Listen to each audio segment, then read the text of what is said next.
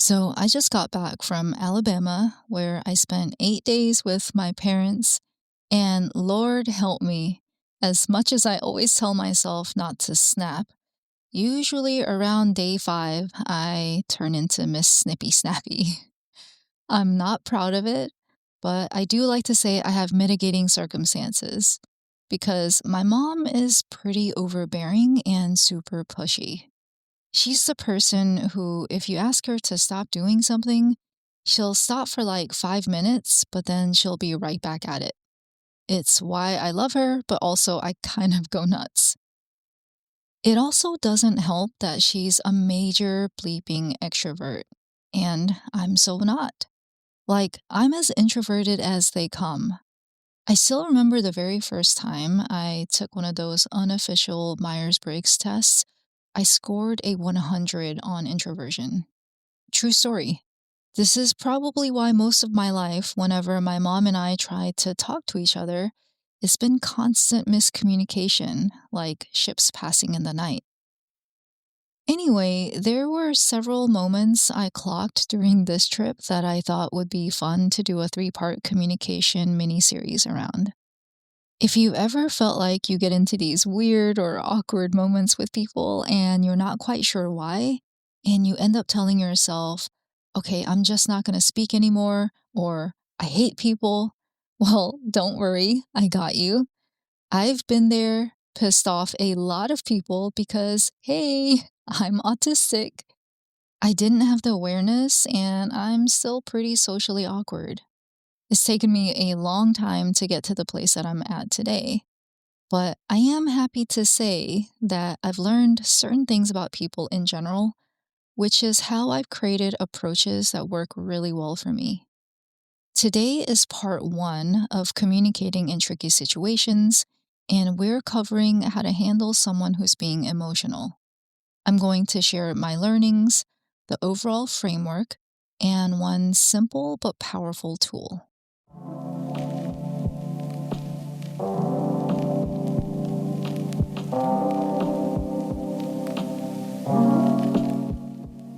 You're listening to This Is How You Think, the show that remodels your mindset. I'm your host, Jewel Kim. Let's dive in. So it's day 6 of my visit, and my mom and I are alone together in the living room when she turns to me and says, "Don't be too close to your brother." And I'm like, what? She goes, "Your brother, he didn't call me for my birthday, and he didn't call your dad for his birthday last year. He's really something." I say, "Mom, I think he's autistic." She keeps talking like I didn't even say anything. She goes, "He doesn't care about us. Keep your distance from him."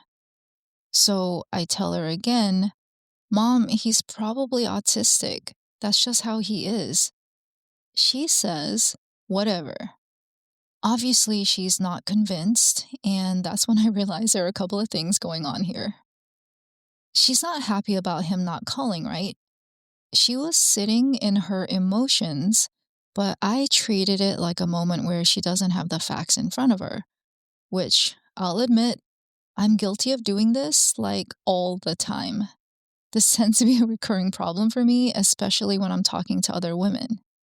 What I have learned the extra long and painfully hard way after having so many people get mad at me for doing this is that most people will go through a certain cycle in how they react to something happening in front of them, and you need to meet them where they are in their cycle. In my mom's case, what she saw was that my brother didn't call for my dad's birthday, and then she saw again that he didn't call for her birthday. So now she's thinking he doesn't give a shit about them. And knowing her, she's probably feeling a mix of hurt, disappointed, neglected, sad. And the thing about her is that her pattern is it almost always triggers a rebound into anger. And this is true for most people. People in general prefer to feel anger over sadness. People don't like feeling like a victim because it feels powerless. So they would rather be angry and lash out. And that's her to a T, which is why she's telling me this. So she's bringing this into my world by venting. but then tries to tell me to keep my distance from him. I don't like this because I'm like, well, that's not her role. I'm a freaking grown ass woman. She doesn't get to tell me who I can or can't talk to or be friends with. But this also isn't the hill to die on in this moment, right? Anyway, this is when I realized telling her that he's autistic didn't work. And it's probably because in Korea, the awareness around autism isn't that high, because anything mental or mental health related is very stigmatized in Korea. In fact, I remember back around 2022, there was a show that came out on Netflix called The Extraordinary Attorney Woo. It made a huge splash because it features the main character as someone who's a high functioning autistic. She's a lawyer, but she has many noticeable tics, like where she has to say and do things in a very particular way, like she always eats the same exact breakfast, she keeps repeating certain words or phrases. Her character isn't good at masking at all, and she's very visibly autistic in the show. I watched this show with my parents, but I forgot that they don't really understand autism and how autistics, like yours truly, often have trouble reading and signaling social cues appropriately. So, me bringing up autism to my mom doesn't work because I'm not meeting her where she's at. She doesn't have the information to really connect the dots there, and she's even more confused on why I'm saying this. This brings us to my framework, STEW, like STEW, which stands for see, think, emotion, and words.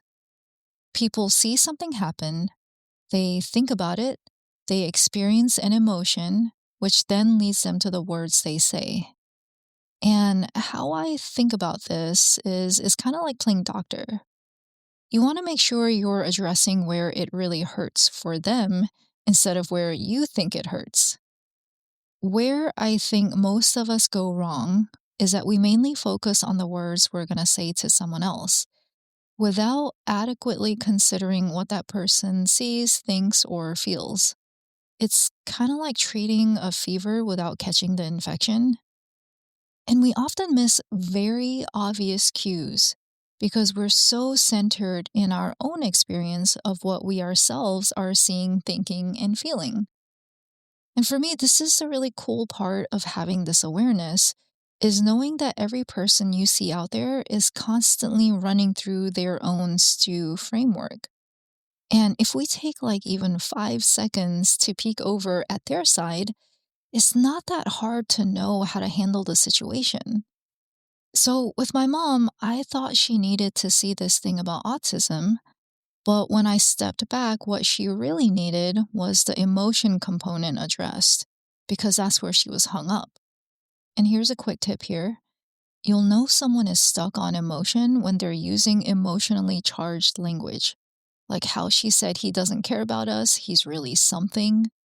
Unfortunately, though, I didn't register that in the moment, so I led with this other thing she wasn't ready to receive, which is why she refused to budge on her opinion. Now, maybe you're thinking, oh, well, that's just because she doesn't understand autism.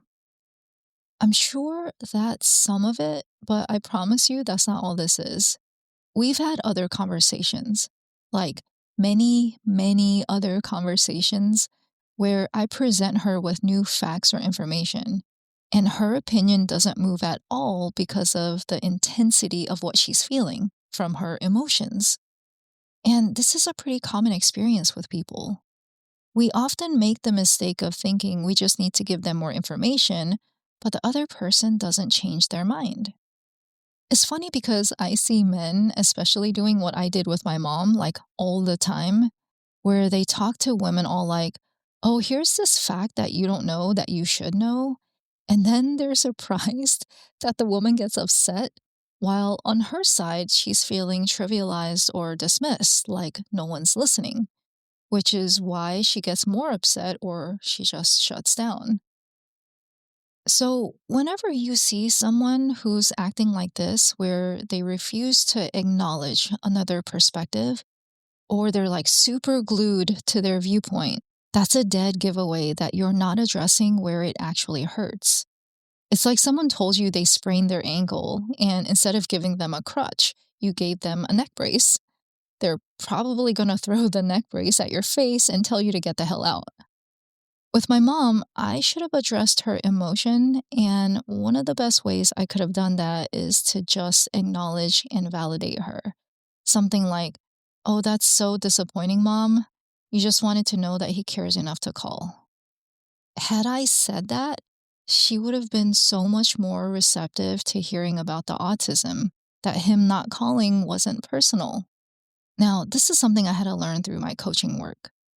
But it's interesting because when I watch people, some people just seem to naturally know this. Like my husband, he comes from almost like a TV sitcom happy family. And one of those small moments that I've observed with his sister and her kids is whenever her kids would fall or hurt themselves or they would get really upset at something, she handled it so differently from my family. My parents were always like, "Stop crying, this isn't that big of a deal, wipe that look off your face."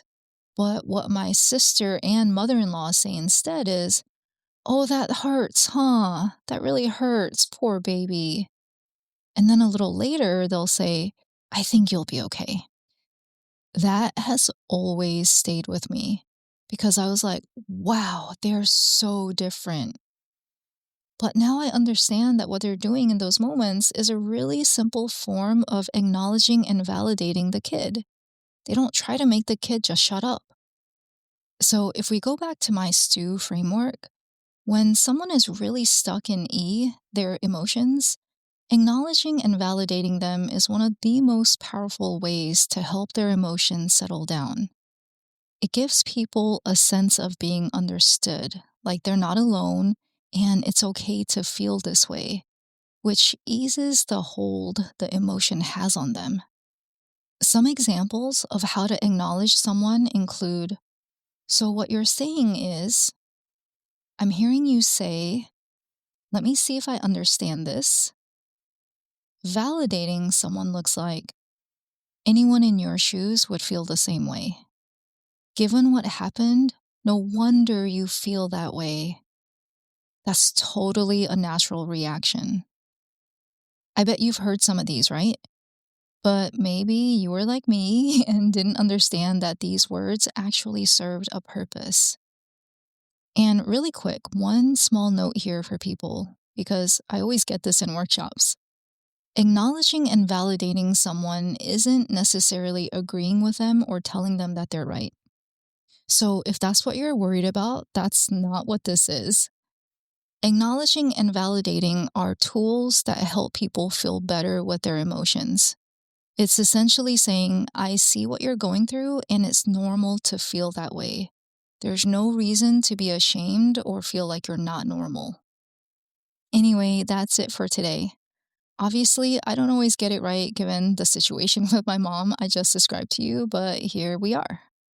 It was a good reminder for me to use my own bloody frameworks myself, and I usually do, but sometimes, just like everybody else, I need a reminder. The good news is that with most people, if you miss the mark, you'll see the issue just keep coming back around. It's like the patient who keeps getting the fever, and eventually you start asking, okay, what's really going on here? I see it in my coaching clients all the time and in my family. So if you don't get it on the first try, you get to try again, and that's totally okay. The next time you see yourself arguing with someone who's in their emotions, try acknowledging and validating them, and let me know how it goes. I would love to hear from you, so text the link in the description. And don't worry, I cannot see your phone number, only your message, or drop me a DM on LinkedIn. In the next episode, I'm covering how to address someone who's more stuck at their thinking. So if you're curious on how to do that, make sure you come back for that one. As always, thank you so much for listening. And remember, I believe in you. See you next time.